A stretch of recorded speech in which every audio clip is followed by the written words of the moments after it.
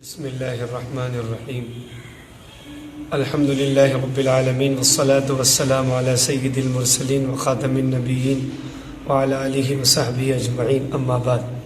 میرے محترم بھائیوں اور بزرگوں، آپ تمام حضرات سے ایک مخلصانہ گزارش کرنے کے لیے حاضر ہوا ہوں۔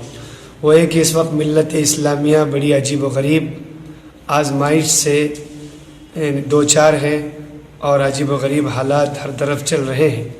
اس سلسلے میں ہمیں چاہے ملک کے سیاسی حالات ہو، ملی حالات ہو یا قومی مسائل ہو، کسی بھی چیز میں کوئی بھی اقدام کرنے سے پہلے یا اپنی کوئی بھی رائے قائم کرنے سے پہلے ہمیں ہمیشہ اپنے اکابر اور اپنے قائدین پر مکمل اعتماد ہونا چاہیے۔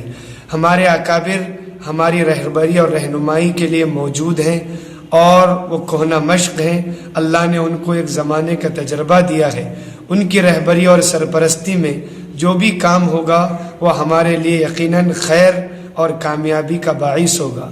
اس سے ہٹ کر میں اور آپ، چاہے وہ سیاسی مسائل ہو، چاہے قومی مسائل ہو یا عائلی مسائل ہو، اس کے حل کے لیے اپنے طور سے کوئی رائے قائم کریں گے یا کسی بھی خارجی نعرے پر لبیک کہہ جائیں گے، یہ ہمارے لیے حال میں بھی اور مستقبل میں بھی بڑے سخت نقصان کا ذریعہ ہو سکتا ہے۔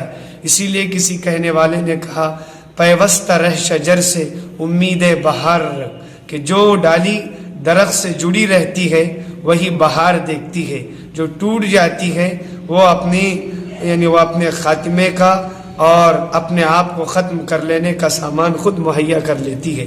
تو اس سلسلے میں پہلی گزارش ہے، ملک کے موجودہ حالات میں کوئی بھی مسئلہ ہو، ہم اپنے اکابر، جمعیت علماء ہند، مسلم پرسنل لا بورڈ یا دیگر جماعتیں ہیں، انہی کے اکابر سے وابستہ رہ کر انہی کی رہنمائی اور رہبری میں کام کریں۔ اس سے ہٹ کر کوئی اپنے طور پر کوئی اقدام یا کسی بھی خارجی نعرے پر لبیک ہرگز نہ کہیں۔ دوسری بات یہ ہے کہ اس وقت ضرورت ہے، جن مسلمان بھائیوں نے یا بہنوں نے ووٹر لسٹ میں اپنا نام ابھی تک نہیں لکھایا ہے، ان سے ہماری گزارش ہے کہ ووٹ کی شرعی حیثیت ایک گواہی کی ہے۔ موجودہ حالات میں اس کی اہمیت پہلے سے زیادہ بڑھ جاتی ہے۔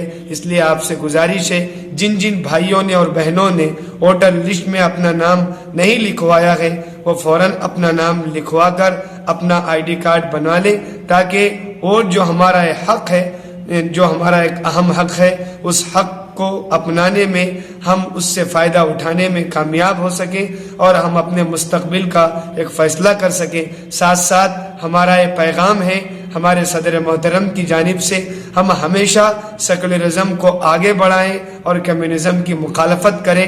ہم ہمیشہ امن و اتحاد کی بات کرتے ہیں، لیکن ہم فرقہ پرستی کے مخالف ہیں۔ ہر سیکولر آدمی کے ہم ساتھ ہیں اور ہر فرقہ پرست کی ہم مخالفت کرتے ہیں، لیکن امن اور اتحاد اور بھائی چارگی کا پیغام ہم پورے ملک کے تمام باشندوں کے لیے اور تمام واسیوں کے لیے دیتے ہیں۔